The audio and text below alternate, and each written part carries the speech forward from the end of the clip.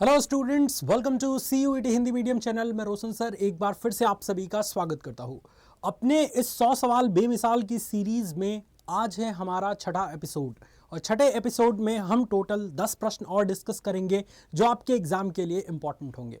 सभी क्वेश्चंस के लिए अभी मैं क्वेश्चन को जो है वो छुपा लेता हूं क्योंकि अभी क्वेश्चन आ गया। तो सभी क्वेश्चंस के लिए आपको मिलेंगे 5 सेकंड का समय। क्वेश्चन पढ़ना है 5 सेकंड के अंदर, कमेंट सेक्शन में आंसर करना है और सभी क्वेश्चन के लिए ऐसा ही होगा, एक गेम की तरीके से है जिसमें आपको 10 से 15 मिनट में बहुत सारी चीज़ें सीखने को मिलेंगी। आइए शुरू करते हैं।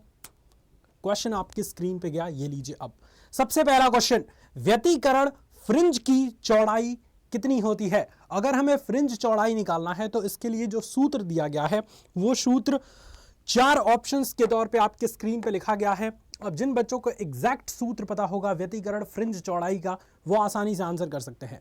फटाफट से आंसर करिए, व्यतिकरण फ्रिंज की चौड़ाई कितनी होती है इन द चैट सेक्शन। सारे बच्चों का राइट आंसर आना चाहिए। इस क्वेश्चन का बिल्कुल राइट आंसर आ चुका है, बीटा बराबर बीटा या फिर W बराबर भी हम लिखते हैं तो बीटा बराबर हो जाएगा D, कैपिटल D ऊपर रहेगा lambda by D.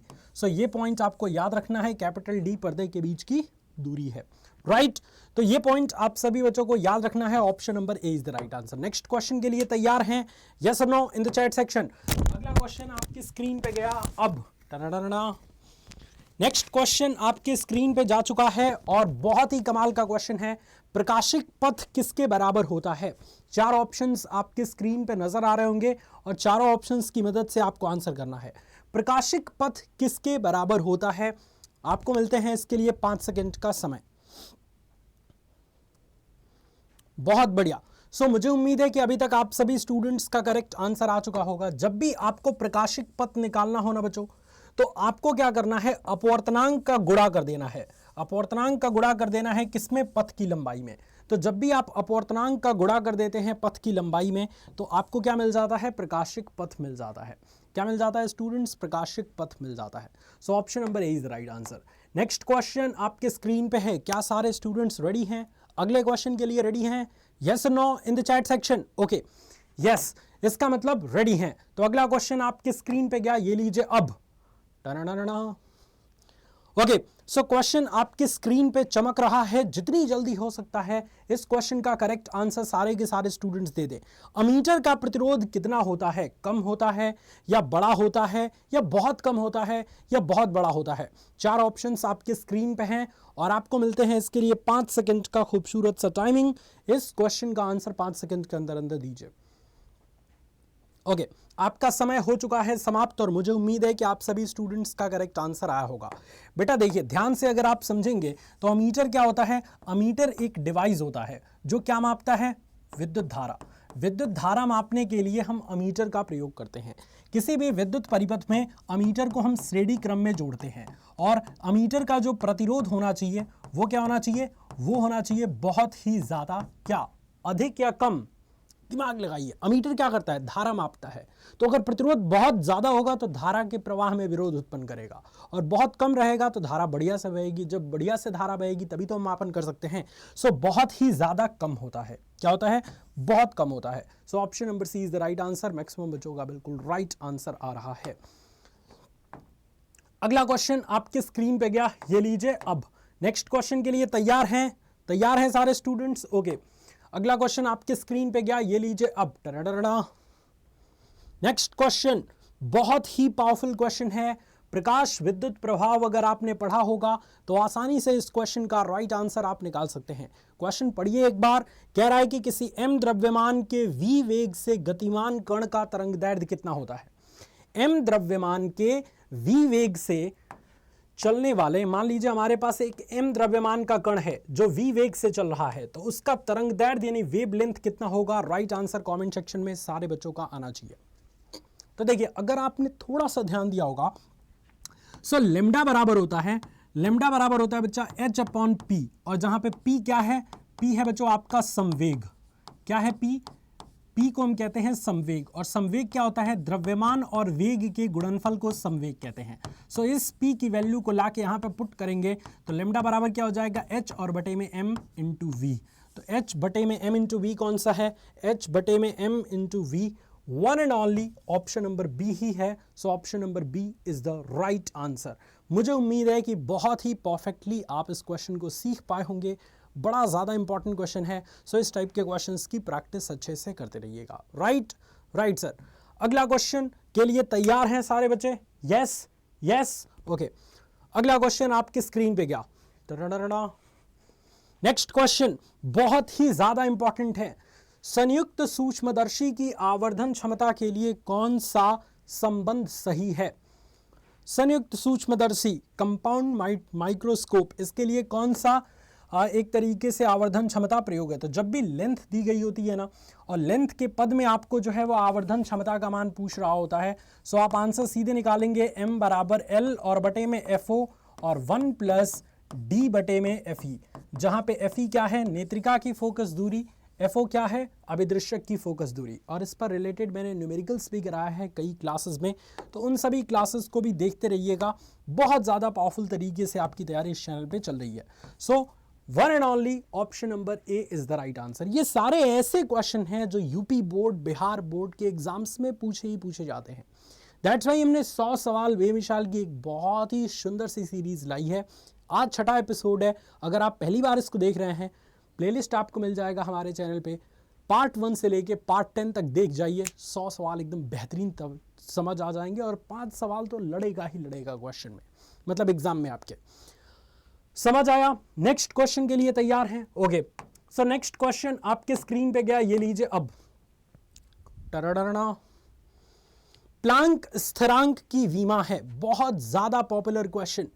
Planck constant, अगर आप जानते होंगे प्रकाश विद्युत प्रभाव, अगर आपने पढ़ा होगा तो प्लांक नियतांक का एक सूत्र जानते होंगे, होता है एनर्जी का सूत्र E बराबर होता है h न्यू, जहां पे h क्या है बच्चा? जहां पे h क्या है? h को ही हम कहते हैं प्लांक नियतांक। प्लांक नियतांक कहते हैं h को ही हम क्या कहते हैं बच्चों? प्लांक नियतांक कहते हैं। जब h को प्लांक नियतांक कहते हैं तो h बराबर क्या हो जाएगा? E और बटे में न्यू। E बटे में क्या हो जाएगा बच्चा? न्यू। E क्या है? एनर्जी, फोटोन की ऊर्जा। तो E को ऊर्जा का मात्रक क्या होता है? विमा क्या होता है? mL2 T पे -2। और न्यू क्या है? प्रकाश की आवृत्ति। आवृत्ति का मात्रक क्या होता है? T इनवर्स यानी T पे -1। ऊपर जाएगा तो क्या हो जाएगा? ऊपर जाएगा तो क्या कितना हो जाएगा? ये हो जाएगा mL2 T पे -2 और +1, तो -1 हो जाएगा। तो mL2 T पे -1 कौन सा ऑप्शन दिख रहा है? mL2 T पे -1, one and only option number A. इस तरीके से आप बड़े बड़े क्वेश्चंस को भी या कॉन्सेप्चुअल क्वेश्चंस को भी आसानी से कर सकते हैं सॉल्व। सो ये 100 सवाल बेमिसाल की सीरीज मुझे लगता है कि आपके लिए बहुत ज़्यादा इंपॉर्टेंट है। अगर आपको मज़ा आ रहा है तो कमेंट सेक्शन में अपने थॉट्स ज़रूर लिखिएगा। अगले क्वेश्चन के लिए तैयार हैं सारे बच्चे? यस और नो? यस और नो बच्चों? Yes sir. Okay, so next question आपके स्क्रीन पे गया, ये लीजिए अब। बहुत सिंपल क्वेश्चन, बहुत ज़्यादा सिंपल क्वेश्चन। ये क्वेश्चन वे सभी स्टूडेंट्स कर पाएंगे जो स्टूडेंट्स बहुत ही ज़्यादा बेसिक चीज़ भी जानते हैं। क्वेश्चन क्या है? पढ़िए ज़्यादा। लोहा होता है, आयरन जो होता है वो किस प्रकार का पदार्थ होता है? आपको पता है बच्चों कि जब भी हमने जो है वो पदार्थों के बारे में पृथ्वी के चुंबकीय क्षेत्र में पढ़ा था, तो स्पेशली पदार्थों को 3 प्रकार से हमने विभाजित किया था। एक तो प्रतिचुंबकीय पदार्थ, दूसरा लौह चुंबकीय पदार्थ, और तीसरा पहला प्रतिचुंबकीय, दूसरा अनुचुंबकीय और तीसरा लौह चुंबकीय। तो ऐसे पदार्थ जो चुंबक की तरफ, चुंबक के पास रखने पर उसकी तरफ तेजी से आकर्षित होते हैं, उसको हम कहते हैं लौह चुंबकीय पदार्थ। और लोहा भी क्या है? एक फेरोमैग्नेटिक सब्सटेंस है, यानी कि लौह चुंबकीय पदार्थ है। Option number C is the right answer. Maximum बच्चों का बिल्कुल राइट आंसर आ रहा है। अगला क्वेश्चन, इसके अलावा निकेल हो गया, कोबाल्ट हो गया, ये सभी लौह चुंबकीय पदार्थ में आते हैं। अगला क्वेश्चन आपके स्क्रीन पे गया, ये लीजिए बच्चों अब। नेक्स्ट क्वेश्चन, ये भी बहुत ज्यादा सिंपल क्वेश्चन है और न जाने कितनी बार आपके एग्जाम में ये क्वेश्चन पूछा जा चुका है। सो थोड़ा सा दिमाग लगाइए और आंसर करिए। 1 वोल्ट किसके बराबर होता है? 1 वोल्ट। तो 1 वोल्ट आपसे पूछ रहा है बच्चों, तो 1 वोल्ट पूछ रहा है, तो वोल्ट आप सबसे पहले गौर करिए। वोल्ट क्या है? विभवांतर या विभव का मात्रक होता है, और इसका एक ही फॉर्मूला है W/Q। V बराबर क्या होता है, W/Q, यही है मेन फॉर्मूला, ठीक है। सो इसका मात्रक क्या हो जाएगा, 1 जूल और बटे में 1 कुलाम, और जूल प्रति कुलाम को हम J और C इनवर्स भी लिख सकते हैं। तो जहां पे J C इनवर्स है वहां पे आपका राइट आंसर होगा। तो ये देखिए J C inverse, option number B is the right answer. मुझे तो यही लगता है, आपको क्या लगता है कमेंट सेक्शन में जरूर बताइएगा। सो इस क्वेश्चन का जितने भी बच्चों का बी आंसर है बिल्कुल राइट आंसर है। नेक्स्ट क्वेश्चन की तरफ चलें, ये सब एक एक नंबर के क्वेश्चन है, बहुत अच्छे तरीके से आप इनको प्रैक्टिस कर सकते हैं। अगला क्वेश्चन आपके स्क्रीन पे, एक गर्म तार एमीटर मापता है। किसी भी प्रत्यावर्ती धारा परिपथ में जब आपको मैंने पढ़ाया था तो बताया था कि एक गर्म तार जो होता है वो हमेशा प्रत्यावर्ती धारा का IRMS वैल्यू को मापता है, यानी वर्ग माध्य मूल मान की वैल्यू को मापता है। Root mean square, root square mean, यानी कि प्रत्यावर्ती धारा का वर्ग माध्य मूल मान IRMS वैल्यू को मापता है। Option number B is the right answer.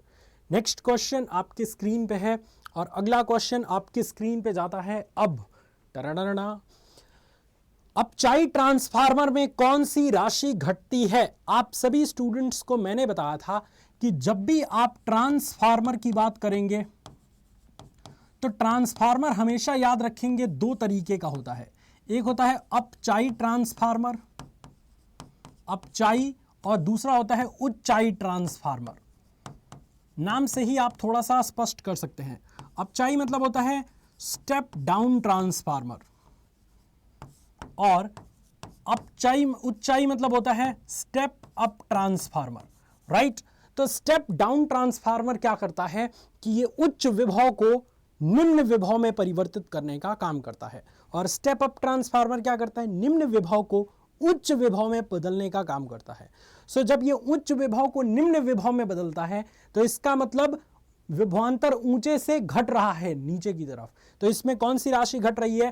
तो अपचाई ट्रांसफार्मर में क्या घटता है? तो उच्च विभव से निम्न विभव, यानी कि विभवांतर का मान, वोल्टेज का मान घटता है। So option number B is the right answer. बड़ा आसानी से आप इसको समझ सकते हैं बिना किसी दिक्कत, बिना किसी परेशानी के। Right sir. सो ये था आज का आपका 100 सवाल बेमिसाल का छठा एपिसोड। कैसा लगा आपको कमेंट सेक्शन में ज़रूर बताइए। इसी तरीके से हम 10 एपिसोड भी कंप्लीट करेंगे। इससे पहले अगर आप नहीं देखे हैं तो उसको देख लीजिए ताकि और भी अच्छे तरीके से चीज़ें समझ आए। अगर आप क्लास 12th के स्टूडेंट्स हैं या फिर CUET के स्टूडेंट हैं तो आपको करना क्या है, बहुत ही सिंपल सा एक काम करना है। अड्डा 24/7 का ऐप आप सभी स्टूडेंट्स के फ़ोन में होना चाहिए।